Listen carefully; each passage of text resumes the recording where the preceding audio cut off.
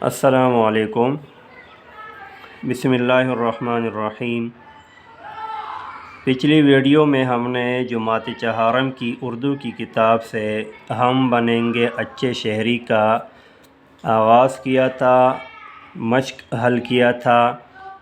درمیان میں ہم نے کہا تھا کہ یہ جو صفحہ نمبر 26 ہے جس پر اردو قواعد اور گرامر سے متعلق ایک سرگرمی ہے، سوال ہے، وہ ہم نے چھوڑ رکھا تھا اور کہا تھا کہ ایک علیحدہ ویڈیو میں ہم اس کو حل کریں گے۔ تو آج ہم دیکھتے ہیں کہ یہاں پر کیا ہے۔ قواعد سیکھیے کے ذیل میں ہم جانتے ہیں کہ وہ لفظ جو نر کے لیے بولا جائے اسے مذکر کہتے ہیں، جیسے گھوڑا، مرغا، لڑکا وغیرہ۔ وہ لفظ جو مادہ کے لیے بولا جائے اس کو مؤنث کہتے ہیں، جیسے لڑکی، گھوڑی، مرغی وغیرہ۔ مذکر اور مؤنث کی دو اقسام ہیں، حقیقی اور غیر حقیقی۔ اس کو پہلے سمجھنا چاہیے کہ یہ حقیقی اور غیر حقیقی مؤنث یا مذکر کون سے ہوتے ہیں۔ مذکر مؤنث حقیقی، جانداروں میں مذکر مؤنث حقیقی کہلاتے ہیں۔ مطلب یہ ہے کہ مذکر حقیقی یا مؤنث حقیقی وہ کہلائیں گے جس کے مذکر کے مقابلے میں جاندار مؤنث ہو، تو ہم کہیں گے کہ یہ مذکر مؤنث حقیقی ہے۔ کہ جاندار مذکر کے مقابلے میں جاندار مؤنث موجود ہو، جیسے ہم کہتے ہیں بکرا مذکر ہے تو بکری مؤنث ہے، لڑکا مذکر ہے تو لڑکی مؤنث ہے، مرد مذکر ہے تو عورت مؤنث ہے۔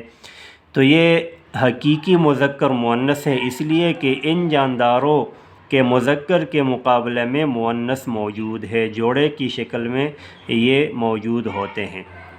مثال، اسد کتاب پڑھ رہا ہے اور امارہ کرکٹ کھیل رہی ہے، تو اسد اور امارہ۔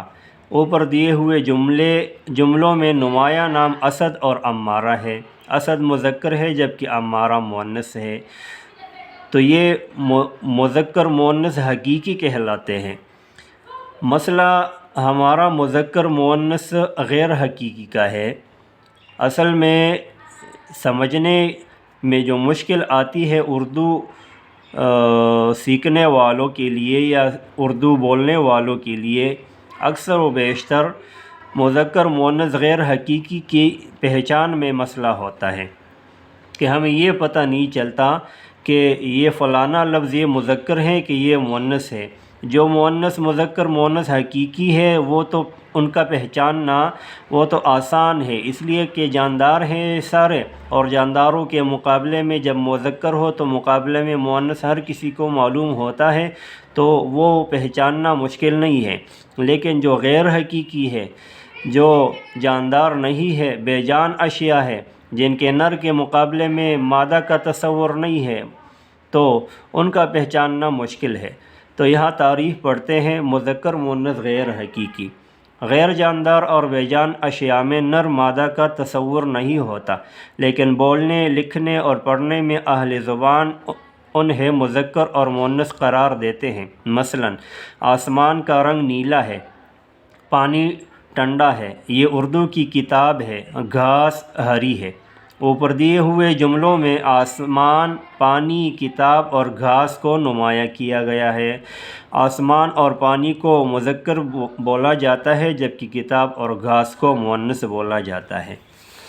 مسئلہ یہ ہے، اس تعریف سے بھی کوئی اتنی وضاحت ہمیں نہیں ملی کہ ہم پہچان سکے کہ اردو میں استعمال ہونے والی جو بے جان اشیاء کے نام ہے یا لفظ ہے، الفاظ ہے، ان کو ہم کیسے پہچانیں گے کہ یہ مذکر ہے کہ یہ مؤنث ہے۔ اصل میں یہ زیادہ تر سماعی الفاظ کہلاتے ہیں کہ اہل زبان سے ہم لوگ جس طرح سنتے آتے ہیں، سنتے چلے آ رہے ہیں، اسی طرح ہم بھی اگر وہ مذکر بولتے ہیں تو ہم بھی اس کو مذکر بولیں گے، اگر وہ مؤنث بولتے ہیں تو ہم بھی اس کو مؤنث بولیں گے اور مؤنث کہیں گے بھی۔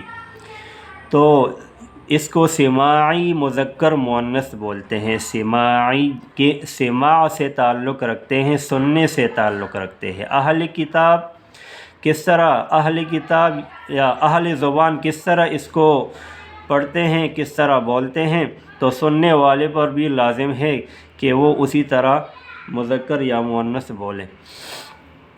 جس طرح کہ یہ مثالیں آ گئی، آسمان کا رنگ نیلا ہے، تو آسمان کا رنگ نیلا ہے، آسمان کی رنگ نیلی ہے، یہ کیوں نہیں ہے؟ آسمان کا رنگ نیلا ہم کیوں بولتے ہیں؟ پانی ٹھنڈا ہے، ٹھنڈی کیوں نہیں ہے؟ اردو کی کتاب ہے، اردو کا کتاب کیوں نہیں ہے؟ گھاس ہری ہے، ہرا کیوں نہیں ہے؟ تو اہل زبان سے ہم اسی طرح سنتے آ رہے ہیں، تو ہم بھی اسی طرح بولیں گے، پڑھیں گے اور لکھیں گے بھی۔ تو یہاں پر کچھ الفاظ دیے گئے ہیں، ان کو ہم نے ان خانوں میں لکھنا ہے۔ ان الفاظ میں کچھ ایسے بھی ہیں جو حقیقی مذکر مؤنث ہے، جس کے مذکر کے مقابلے میں مؤنث موجود ہے، تو اس کا تو پہچاننا ہم نے کہا تھا کہ پہچاننا آسان ہے، وہ تو ہم ڈائریکٹلی کسی بھی متعلقہ خانے میں لکھ لیں گے۔ لیکن ایسے الفاظ جو غیر حقیقی مذکر مؤنث ہے، جس کے نر کے مقابلے میں مادہ نہیں ہے، مذکر کے مقابلے میں مؤنث نہیں ہے، تو ان کا پہچاننا یہ ذرا دقت طلب اور مشکل کام ہے۔ بہرحال مذکر مؤنث غیر حقیقی پر ہم ایک علیحدہ ویڈیو بھی اسی چینل کے وساطت سے ہم بنانے جا رہے ہیں، پھر تفصیل سے دیکھنے کے لیے آپ اس ویڈیو کو ضرور وزٹ کریں، اور اس ویڈیو میں آپ کو بہت کچھ ملے گا۔ یہاں پر ہم یہ مشق حل کرتے ہیں۔ تو پہلا لفظ ہے بھائی، تو بھائی تو مذکر مؤنث حقیقی میں آتا ہے، اس لیے کہ اس کے مقابلے میں مؤنث موجود ہے، بہن۔ تو بھائی مذکر ہے، یہ پہلے سے لکھا ہوا ہے۔ اسی طرح مؤنث میں بھی ایک لکھا ہوا ہے بھابھی، تو یہ بھی ہو گیا، اور بھابھی اس کا بھی انہوں نے یہ لکھ لیا ہے۔ اگلا ہے رت۔ تو دیکھیں رت کے آخر میں یہ تھے آیا ہوا ہے، تو جس بھی لفظ کے آخر میں یہ لمبی تے ہو وہ مؤنث کہلاتا ہے، تو یہ رت مؤنث ہے، ہم اس کو یہاں پر لکھ لیں گے۔ آخر میں یہ لمبی تے جس بھی لفظ کے آخر میں ہو تو وہ مؤنث ہوتا ہے، تو ہم نے اس کو یہاں پر لکھ لیا۔ اب اگلا والدہ ہے، تو والدہ یہ تو مؤنث ہے، اس لیے کہ مقابلے میں مذکر موجود ہے اس کا، والدہ۔ یہ بھی ہو گیا، یہ بھی ہو گیا۔ بہار، تو بہار موسم ہے، اور موسموں کے اکثر نام یہ مؤنث ہے، تو بہار بھی ادھر آ گیا جی، یہ بھی ہو گیا۔ لڑکا معلوم ہے، لڑکا یہاں آئے گا، مذکر ہے، یہ بھی ہو گیا۔ بھابھی یہ پہلے سے موجود ہے۔ آسمان، تو آسمان مذکر ہے، آسمان کا رنگ نیلا ہے، یہ اوپر موجود ہے۔ آسمان مذکر ہے، تو ہم نے یہاں پر لکھ لیا، یہ بھی ہو گیا۔ اگلا ہمسایہ، تو ہمسایہ مذکر ہے، سب کو پتہ ہے۔ اور ایک علامت یہ بھی ہے کہ آخر میں یہ جو ہے آتا ہے گول، تو یہ والے الفاظ مذکر کہلاتے ہیں، تو یہ مذکر ہو گیا، ٹھیک ہے۔ والد، والد مذکر ہے، اس لیے کہ مقابلے میں مؤنث والدہ موجود ہے، یہ بھی ہو گیا۔ زمین، زمین مؤنث ہے، اس کو ہم یہاں لکھ لیں گے، ٹھیک ہے۔ ہمسائی، یہ بھی مؤنث ہے، یہ یہاں آ گیا، ہمسائی مؤنث ہے، یہاں آ گیا۔ اگلا ہے چاند، چاند مذکر ہے، یہ یہاں آ گیا، ٹھیک ہے جی۔ اب لڑکی، لڑکی مؤنث ہے، یہاں پر آ گیا جی۔ یہ بھی ہو گیا، یہ بھی ہو گیا۔ اسپتال مذکر ہے تو یہ یہاں آ گیا۔ تو یہ آپ نے دیکھ لیا۔ دوسرے حصے میں ہم نے مذکر اور مؤنث کا جو ہمارا رہتا ہوا سبق تھا وہ ہم نے کمپلیٹ کر لیا۔ السلام علیکم۔